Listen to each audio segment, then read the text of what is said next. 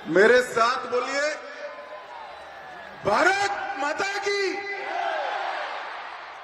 क्यों भाई, देवभूमि वालों की आवाज को क्या हो गया है? देवभूमि से मेघालय तक आवाज जानी चाहिए। दोनों हाथ उठाइए और प्रचंड आवाज से बोलिए, भारत माता की। मंच पर उपस्थित देवभूमि को खेल भूमि बनाने वाले हमारे यशस्वी मुख्यमंत्री भाई पुष्कर सिंह धामी जी, जिन्होंने देश भर के खेलों में हर डायमेंशन से ऊर्जा भरने का काम किया है, ऐसे हमारे युवा कार्यक्रम और खेल विभाग के मंत्री डॉक्टर मनसुख मांडविया जी, खेलों का ध्वज और मशाल जो आज यहां से लेकर मेघालय जा रहे हैं, ऐसे मेघालय के सम्माननीय मुख्यमंत्री श्रीमान कोनराड संगमा जी, मोदी जी की मंत्रिपरिषद में मेरे साथी श्री अजय टम्टा जी, यहां के सांसद और भारतीय जनता पार्टी के अध्यक्ष भाई महेंद्र भट्ट जी, श्री अजय भट्ट जी, श्रीमती पीटी उषा जी, और आज के कार्यक्रम के केंद्र बिंदु ऐसे देश भर से आए हुए खिलाड़ी भाइयों बहनों को मेरा प्रणाम और बहुत बहुत शुभकामनाएं। और आज पूरा विशाल स्टेडियम खींचोखींच जिन्होंने भरा है, ये देवभूमि उत्तराखंड के सभी युवाओं, माताओं, बहनों, आप सभी को भी मेरा प्रणाम। मित्रों, सबसे पहले मैं चार धाम में विराजित सभी देवताओं को, देवियों को प्रणाम कर कर मेरी बात की शुरुआत करना चाहता हूं। अभी अभी 38वें राष्ट्रीय खेलों के समारोह पर मेरे पूर्व वक्ताओं ने कहा कि देवभूमि अब खेल भूमि बन गई। मैं आज मेरे सामने जो युवा है, विद्यार्थी है, खिलाड़ी है, उनको मैं कहना चाहता हूं कि महज राष्ट्रीय खेलों के आयोजन से देवभूमि खेल भूमि नहीं बनी। धामी जी ने हर जिले में खेलों के इंफ्रास्ट्रक्चर को बढ़ावा दिया, और सबसे बड़ी बात है कि धामी जी ने 21वें स्थान पर से देश के खेलों के नक्शे पर हमारी देवभूमि को 7वें स्थान पर लाने का पुरुषार्थ। अरे विजेता खिलाड़ी जो इतने सारे मेडल पहली बार उत्तराखंड में जीत कर आए हैं, इन्होंने देवभूमि को खेल भूमि बनाया। मैं सभी देवभूमि के खिलाड़ियों को, जिन्होंने देवभूमि को खेल भूमि बनाने का यत्न किया है, वो सभी को बहुत बहुत शुभकामनाएं, अनंत अनंत शुभकामनाएं देना चाहता हूं। भाइयों बहनों, आज भारतीय जनता पार्टी की नेत्री और देश की भूतपूर्व विदेश मंत्री पद्म विभूषण श्रीमती सुषमा स्वराज जी की जन्मतिथि। मैं सुषमा जी को भावपूर्वक श्रद्धांजलि देना चाहता हूं। और आज की यही दिन 2019 में पुलवामा में हमारे 40 जवान शहीद हो गए। इन जवानों की शहादत ने देश को न केवल सुरक्षित किया, मगर वो जवानों की शहादत के बाद मोदी जी ने एयर स्ट्राइक कर कर पाकिस्तान में घुसकर आतंकवादियों को करारा जवाब देने की बात। और इसी के कारण पूरी दुनिया में भारत को देखने का नजरिया बदला और एक संदेश पूरी दुनिया के आतंकवादियों को गया है कि भारत की सीमा और भारत की सेना उसके साथ खिलवाड़ नहीं कर। और भाइयों बहनों, मैं वो सभी 40 जवान जिन्होंने देश की सुरक्षा के लिए शहादत दी, उनको मनपूर्वक श्रद्धांजलि देना चाहता हूं। भाइयों बहनों, मैं उत्तराखंड की समिति, आयोजन समिति का और उनके सभी स्पोर्ट्स के एसोसिएशनों का भी हृदयपूर्वक अभिनंदन करना चाहता हूं, क्योंकि जब से यहां से खेल शुरू हुआ तब से सर्वदूर देश में हर जगह से उत्तराखंड की वाहवाही, उत्तराखंड के लिए अच्छी व्यवस्था के गुणगान पूरे देश आज गा रहा है। और ये सफल आयोजन इतने ऊंचाई पर इतने छोटे से राज्य के लिए बड़ा कठिन था, मगर धामी जी के नेतृत्व में, खेल मंत्री जी के नेतृत्व में ये काम को बहुत अच्छे तरीके से आयोजन समिति ने पूरा किया। मैं सभी को बहुत बहुत बधाई देना चाहता हूं। 16,000 खिलाड़ी जो खेले, लगभग 435 खेलों में खेले, कुछ जीते कुछ हारे। हार और जीत उसका खेल से कोई मतलब नहीं। जीत का जज्बा और हार से निराश न होना, यही खेल का संदेश। इसलिए जो जीते हैं और जो हारे हैं, वो सभी खिलाड़ियों को मैं अनंत अनंत शुभकामनाएं देता हूं। मेघालय में आपके लिए एक और मौका है, अगली बार मेडल लेकर आइए, ऐसी मेरी सभी को बहुत बहुत शुभकामनाएं। इको फ्रेंडली प्रैक्टिसेस से लेकर इको फ्रेंडली गेम तक पूरी चीज को धामी जी ने बखूबी जमीन पर उतारा है।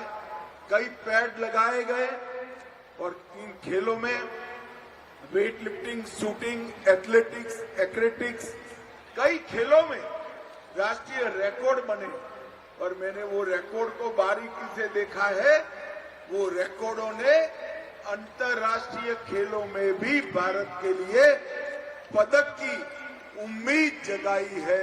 रिकॉर्ड बनाने वाले सभी खिलाड़ियों को मैं बहुत बहुत बधाई देता हूं। मेजबान उत्तराखंड से आज ध्वज कोनराड जी को दिया है। खेलों की ये मिसाल कोनराड जी लेकर यहां से मेघालय जाएंगे, मगर मेघालय में एक अनूठा राष्ट्रीय खेल होना है। मेघालय इसका यजमान होगा। ज्यादातर खेल मेघालय में ही खेले जाएंगे, मगर कोनराड जी ने निर्णय किया है कि नॉर्थ ईस्ट के बाकी सभी 6 के 6 राज्यों में कुछ कुछ खेल खिलाकर पूरे नॉर्थ ईस्ट को खेलों के आवाज से, विजय की धूम से वो भरने का प्रयास करेंगे।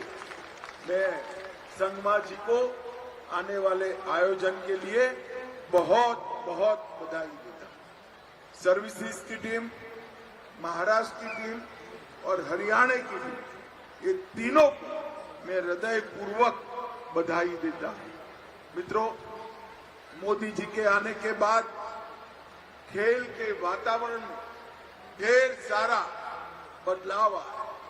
गुजरात के मुख्यमंत्री थे तब से ही मोदी जी ने खेलो गुजरात की शुरुआत करी थी और इसको यहां तक पहुंचाने का काम किया। देश भर के कई जिलों में खेल इंफ्रास्ट्रक्चर, कोचिज की व्यवस्थाएं, खिलाड़ियों को प्रोत्साहन और पारदर्शी चयन, इसके माध्यम से आज विश्व के फलक पर भारत के खेलों की प्रतिष्ठा बढ़ी है।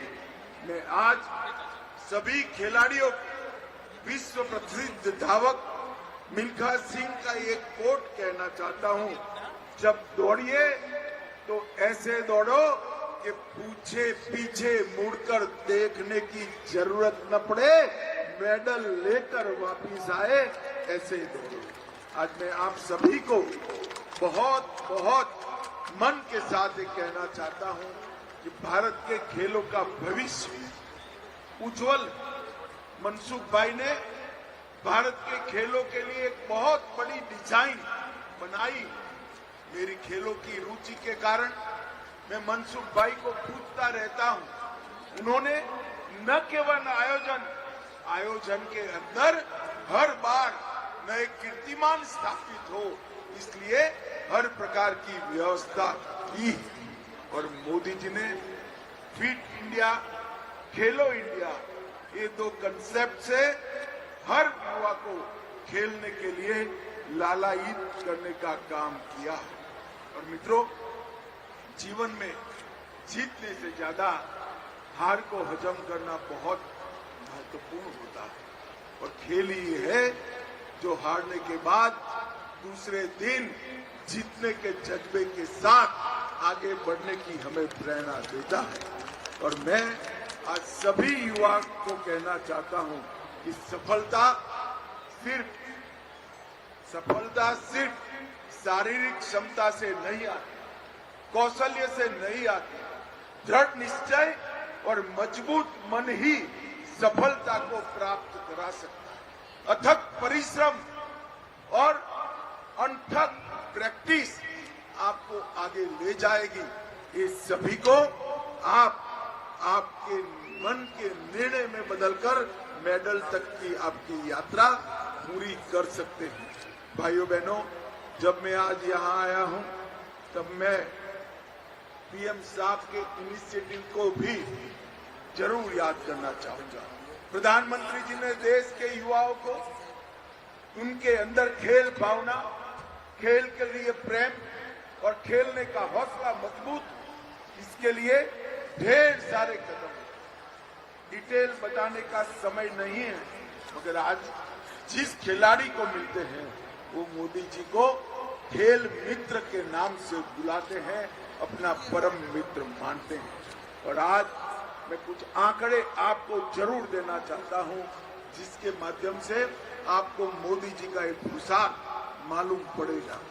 मित्रों, 2014 में जब मोदी जी ने देश की कमान संभाली तब देश का खेलों के लिए बजट 800 करोड़ था और 25-26 में खेलों का बजट 3800 करोड़ रुपए तक पहुंचाने का काम नरेंद्र मोदी जी ने। 2014 में 15 मेडल कॉमनवेल्थ में मिले थे, हम उसको 26 तक ले गए। एशियाई खेलों में 2014 में 57 मेडल मिले थे, उसको हम 107 तक ले गए। और पैरा एशियाई खेलों में 33 मेडल मिले थे, हम उसको 111 तक ले गए हैं। अंतर्राष्ट्रीय स्पर्धाओं में भी हमारे तिरंगों खिलाड़ियों ने ऊंचा करने का काम किया है। ओलंपिक, पैरा ओलंपिक और डेफ ओलंपिक्स में भी कई गुना पदक, मेडल हमारे खिलाड़ी ज्यादा जीत कर आए हैं। यही बताता है कि देश में खेलों का इंफ्रास्ट्रक्चर, खेलों का एटमॉस्फेयर और जीतने की भूख, तीनों में बहुत बड़ी बढ़ोतरी हुई है। मित्रों, आज यहाँ खेलो इंडिया के माध्यम से इतने बड़ी आयोजन उत्तराखंड जैसे छोटे से राज्य ने, पहाड़ी राज्य ने समाप्त किया। ये बताता है कि भारत का हर राज्य खेल के लिए न केवल खेलने के लिए तैयार है, अपना खेल इंफ्रास्ट्रक्चर को मजबूत बनाने के लिए, आगे बढ़ाने के लिए तैयार है। और यहां से भी ये खेल एक छोटे से राज्य में ही जा रहे हैं, पहाड़ी राज्य मेघालय में ही जा रहे हैं, नॉर्थ ईस्ट में भी जा रहे हैं। ये बताता है कि कई सारे खेल आज हर राज्य की विशेषता बनने जा रहे हैं। और टॉप्स का उपयोग कर कर हमारे कई खिलाड़ी ओलंपिक, एशियाई खेल और कॉमनवेल्थ खेलों में बहुत अच्छी सफलता के लिए तैयारी कर रहे हैं। मैं फिर से खिलाड़ियों को कहना चाहता हूं, भारत 2036 में ओलंपिक की मेजबानी के लिए तैयार है। हमने हमारा क्लेम ओलंपिक के सामने रखा और मुझे विश्वास 2036 में ओलंपिक के अंदर जब भारत में वो खेला जाएगा, उत्तराखंड के खिलाड़ी भी और ये खेल महाकुंभ में खेले खिलाड़ी भी जरूर मेडल लाकर भारत के तिरंगे को और हमारे राष्ट्रगान को वहां बजाने का मौका देंगे। भाइयों बहनों, आप लोगों के सामने अभी एक लंबा समय पड़ा है। सातत्यपूर्ण प्रैक्टिस और मन का संकल्प यही विजय दिला सकता है।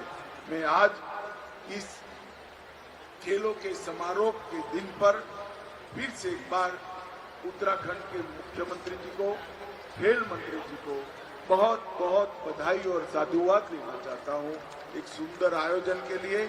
आप दोनों के लिए, दोनों जरा आगे आओ भाई, दोनों के लिए जोर से एक बार ताली बजाओ भाई। अमर उजाला जीवांजलि के सारथी की मदद लें और महाकुंभ में स्नान जरूर करें।